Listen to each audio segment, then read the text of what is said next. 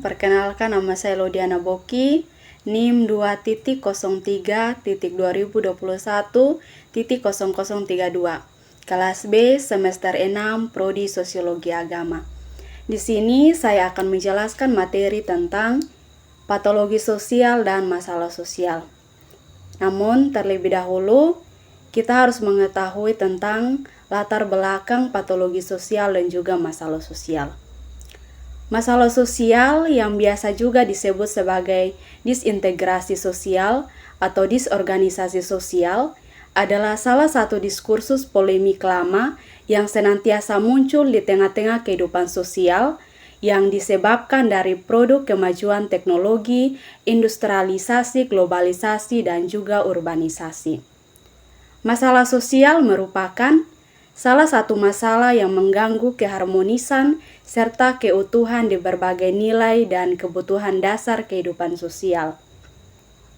Dalam realitas ini, masalah sosial sekarang ini sudah merusak nilai-nilai moral atau etik, susila dan luhur religius, serta berbagai aspek dasar yang terkandung di dalamnya. Juga norma-norma hukum yang hidup dan tumbuh di dalamnya, baik hukum tertulis maupun tidak tertulis. Di samping nilai-nilai dasar kehidupan sosial, kebutuhan dasar kehidupan sosial juga tidak luput dari gangguan masalah sosial. Dari segi materi, baik individual, kolektif, maupun negara, kerap kali terpaksa harus menerima beban kerugian. Begitu juga dari segi material, baik individual, kolektif, maupun negara, dengan tidak adanya rasa aman, ketentraman hidup, dan kedamaian.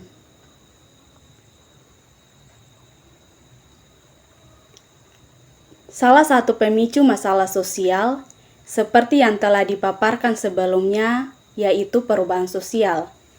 Perubahan sosial sendiri merupakan gejala yang melekat di setiap masyarakat. Perubahan-perubahan yang terjadi di dalam masyarakat dapat menimbulkan ketidaksesuaian antara unsur-unsur sosial yang ada dalam masyarakat, sehingga menghasilkan suatu pola kehidupan yang tidak sesuai fungsinya bagi masyarakat yang bersangkutan. Dari definisi ini, kita dapat menyimpulkan bahwa perubahan sosial itu mencakup 3 hal, yaitu yang pertama, perubahan struktur dalam sosial, yang kedua, perubahan organisasi sosial, dan yang ketiga, perubahan hubungan sosial.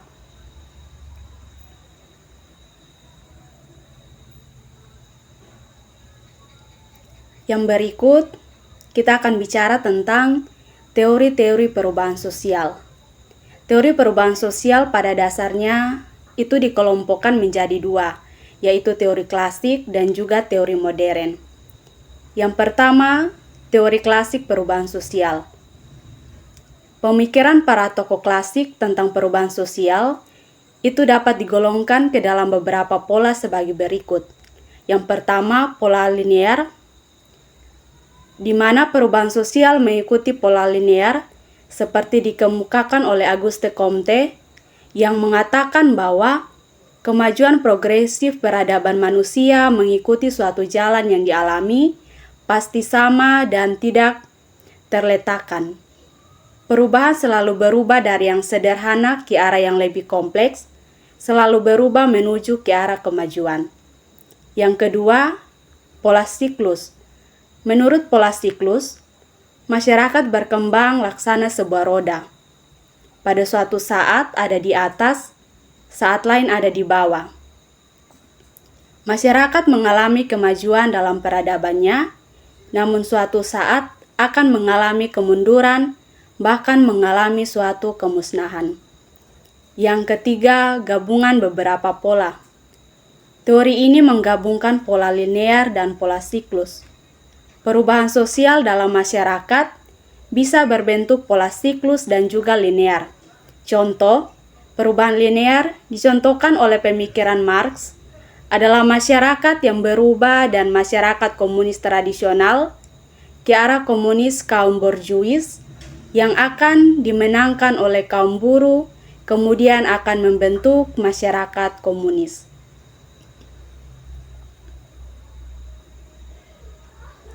Yang berikut penyebab perubahan sosial. Surjono menyebutkan 2 faktor yang menyebab perubahan sosial dalam masyarakat. Yang pertama, faktor internal. Dalam faktor internal dibagi menjadi beberapa bagian. Yang pertama, bertambah dan berkurangnya penduduk. Yang kedua, adanya penemuan-penemuan baru yang meliputi berbagai proses sebagai berikut. Yang pertama itu discovery, penemuan unsur kebudayaan baru. Yang kedua, invention, pengembangan dari discovery. Yang ketiga, inovasi, proses pembaruan. Yang berikut yaitu konflik dalam masyarakat. Konflik atau pertentangan yang dimaksud adalah konflik antara individu dalam masyarakatnya, antara kelompok dengan kelompok, dan lain-lain. Yang berikut yaitu pemberontakan dalam tubuh manusia. Yang berikut dari penyebab perubahan sosial yaitu faktor eksternal. Faktor eksternal berasal dari pengaruh kebudayaan lain dengan melalui adanya kontak kebudayaan antara 2 masyarakat atau lebih yang memiliki kebudayaan yang berbeda. Akulturasi dan asimilasi kebudayaan berperan dalam perubahan ini. Yang berikut yaitu dampak perubahan sosial. Dibagi menjadi 2, yaitu integrasi sosial dan juga disintegrasi sosial. Selanjutnya kita akan membahas tentang konsep patologi sosial. Berbagai macam pendapat dari para ahli tentang masalah-masalah sosial pada intinya mengacu pada penyimpangan dari berbagai bentuk tingkah laku yang dianggap sebagai sesuatu yang tidak normal dalam masyarakat. Dari berbagai pendapat para ahli, dapat disimpulkan bahwa patologi sosial adalah semua tingkah laku yang bertentangan dengan norma kebaikan, stabilitas lokal, pola kesederhanaan, moral, hak milik, solidaritas kekeluargaan, hidup rukun bertetangga, disiplin, kebaikan, dan hukum formal. Sementara itu, masalah sosial ialah penyakit masyarakat yang diartikan sebagai semua tingkah laku yang melanggar norma-norma dalam masyarakat dan dianggap mengganggu, merugikan, serta tidak dikehendaki oleh masyarakat.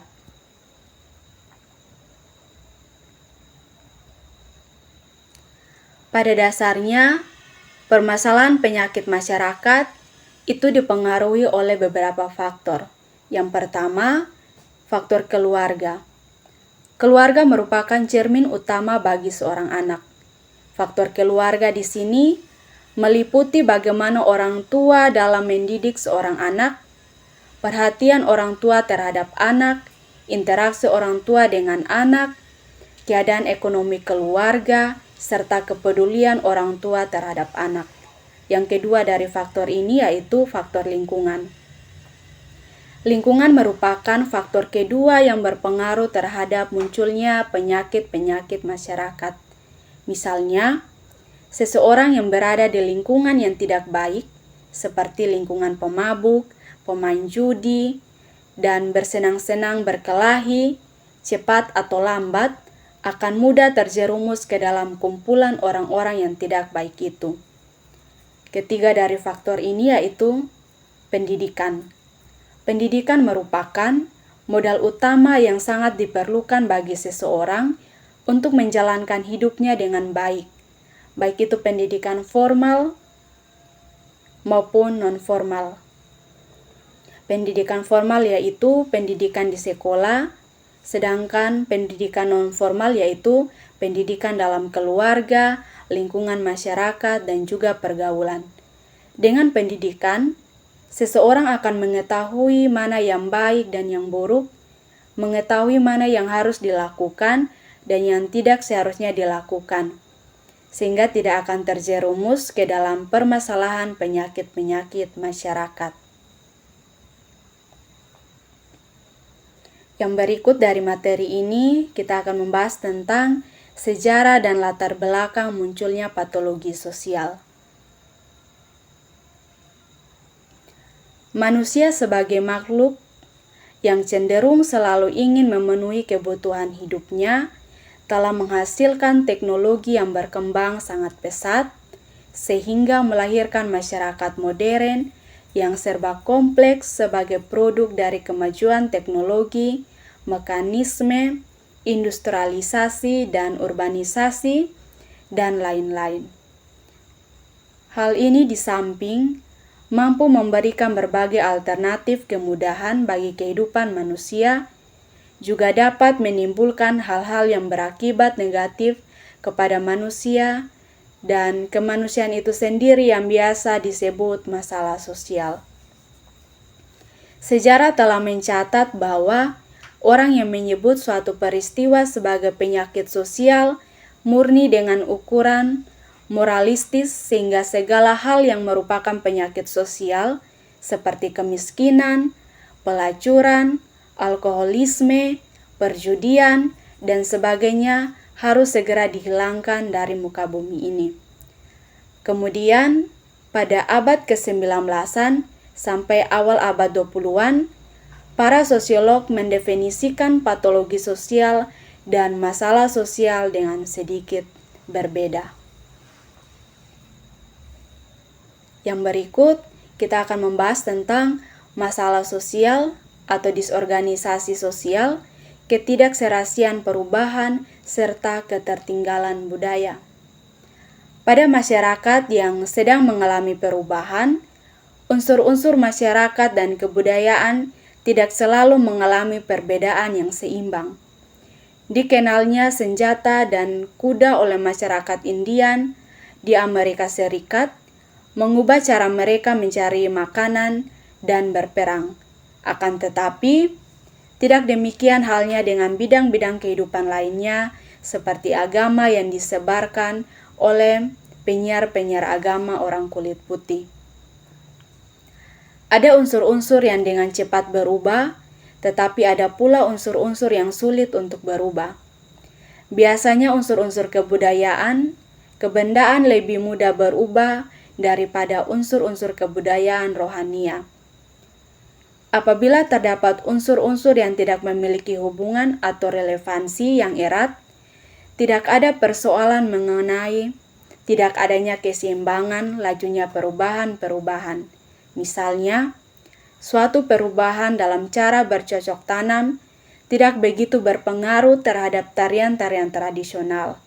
Akan tetapi, sistem pendidikan anak-anak memiliki hubungan yang erat dengan dipekerjakannya tenaga-tenaga wanita pada industri.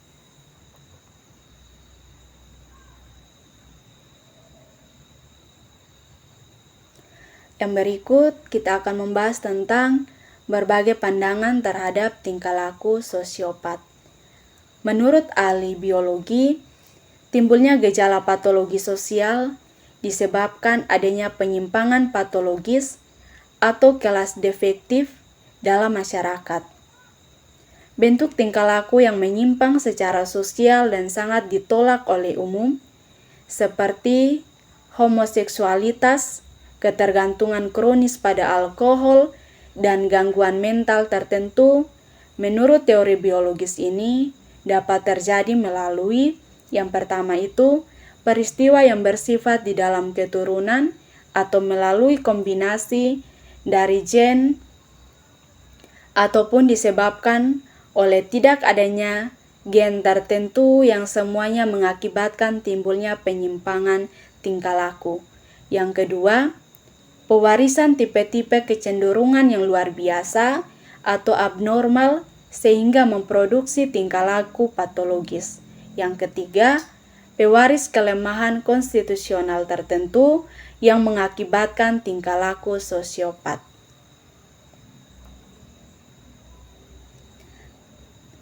Yang berikut yaitu kriteria penyimpangan tingkah laku sosiopat. Tingkah laku sosiopat ini mempunyai ciri-ciri khusus dan terjadi pada waktu dan tempat tertentu. Penyimpangan tingkah laku itu merupakan produk atau akibat dari konflik-konflik sosial dan konflik internal atau pribadi, serta ditampilkan keluar dalam bentuk disorganisasi pribadi maupun disorganisasi sosial. Tingkah laku sosiopat itu merupakan bentuk penyimpangan yang jelas ditolak oleh kebanyakan anggota masyarakat. Munculnya reaksi-reaksi masyarakat terhadap tingkah laku yang menyimpang dalam bentuk penerimaan sampai penolakan yang hebat.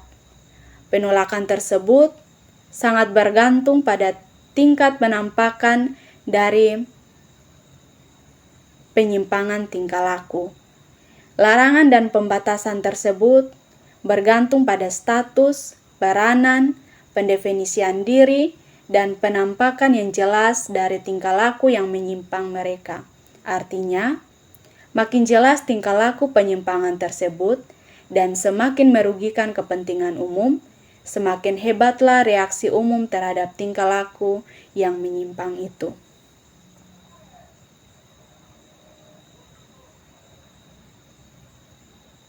Selanjutnya, tingkah laku sosiopat dapat diselidiki melalui pendekatan berikut. Yang pertama, pendekatan biologis. Pendekatan biologis tentang tingkah laku sosiopat dalam biologi biasanya itu berfokus pada bagian genetik. Berikut ini pendapat dan pendekatan biologis.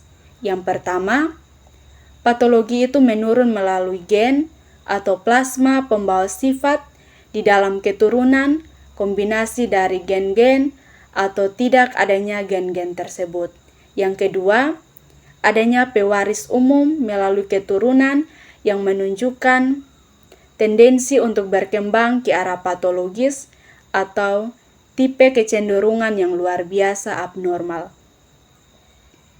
Yang ketiga, pewarisan dalam bentuk konstitusi yang lemah akan berkembang ke arah tingkah laku sosiopat. Yang berikut yaitu pendekatan psikologis dan psikiatris. Berikut ini pendapat dan pendekatan psikologis dan psikiatris. Yang pertama, pendekatan psikologis.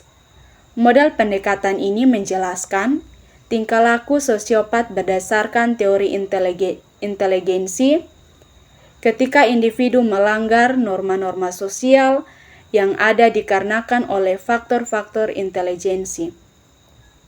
Sifat-sifat kepribadian, proses berpikir, motivasi, sifat hidup yang keliru, dan internalisasi yang salah. Yang kedua, pendekatan psikiatri.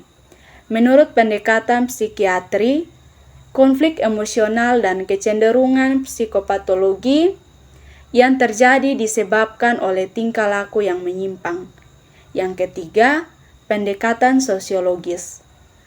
Menurut pendekatan ini, penyebab tingkah laku sosiopat adalah murni sosiologis, yaitu tingkah laku yang berbeda dan menyimpang dari kebiasaan suatu norma umum yang pada suatu tempat dan waktu tertentu sangat ditentang atau menimbulkan akibat reaksi sosial tidak setuju.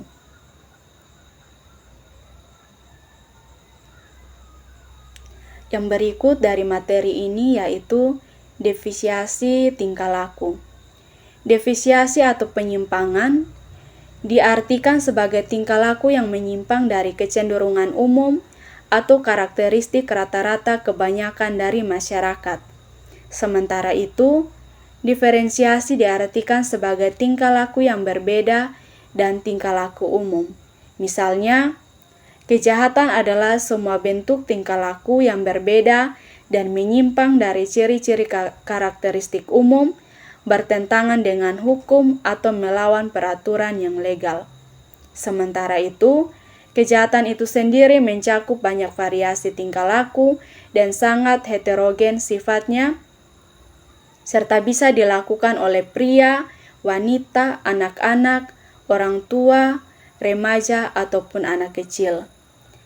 Defisiasi tingkah laku atau behavioral menurut tipenya dapat dibedakan menjadi personal dan sosial.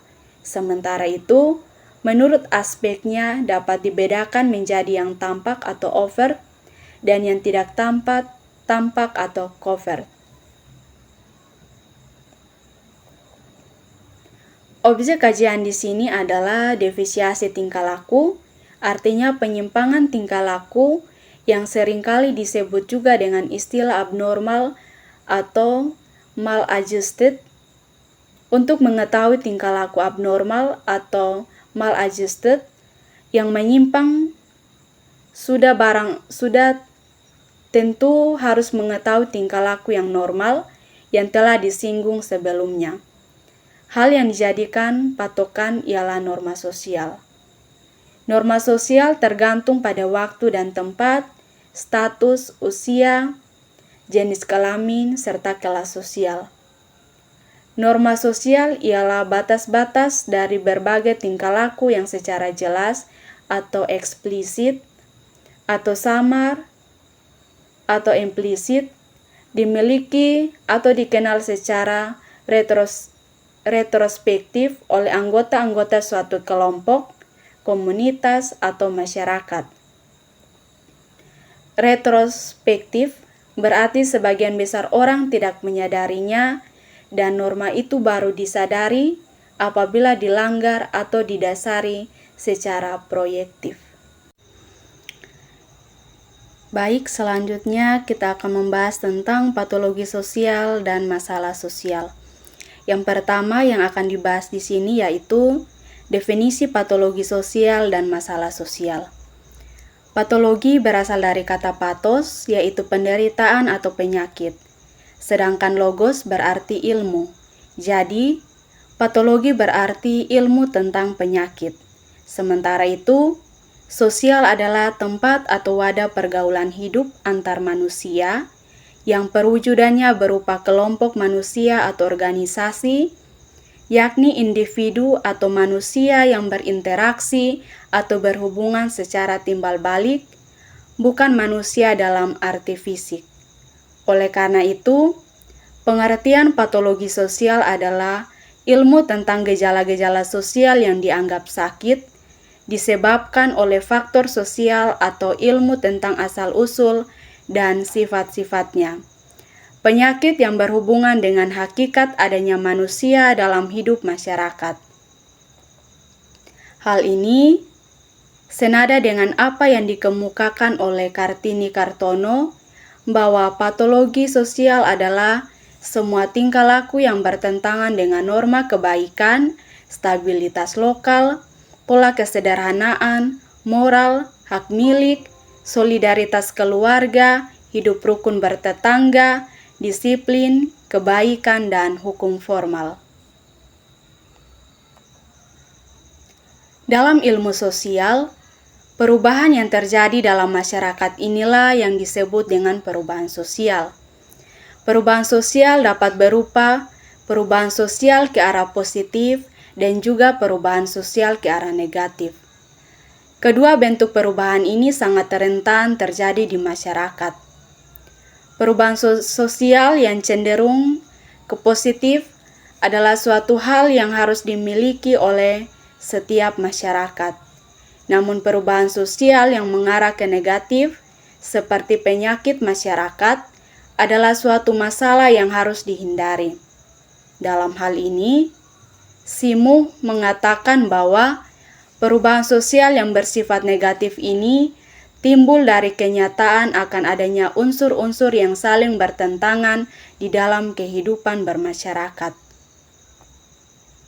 Semakin meningkatnya gejala patologi sosial di suatu masyarakat, kondisi masyarakat akan semakin tidak stabil. Berbagai macam permasalahan sosial yang kita baca di media cetak dan disaksikan di media elektronik seakan-akan mengancam ketentraman kita bersama. Yang berikut yaitu tentang kajian teori. Untuk mengawali kajian teori ini akan dijelaskan secara singkat beberapa pendapat ahli tentang masalah patologi sosial dan masalah sosial. Yang pertama, patologi sosial adalah suatu gejala ketika tidak ada persesuaian antara berbagai unsur dari suatu keseluruhan sehingga dapat membahayakan kehidupan kelompok atau merintangi pemuasan keinginan fundamental dari anggota-anggotanya. Akibatnya, pengikatan sosial patah sama sekali. Yang kedua, Blackmer dan Billin pada tahun 1923 menyatakan bahwa patologi sosial merupakan kegagalan individu dalam menyesuaikan diri terhadap kehidupan sosial dan ketidakmampuan struktur dan institusi sosial melakukan sesuatu bagi perkembangan kepribadian. Yang ketiga, menurut Sarjono Sukanto, masalah sosial adalah suatu ketidaksesuaian antara unsur-unsur kebudayaan atau masyarakat yang membahayakan kelompok sosial.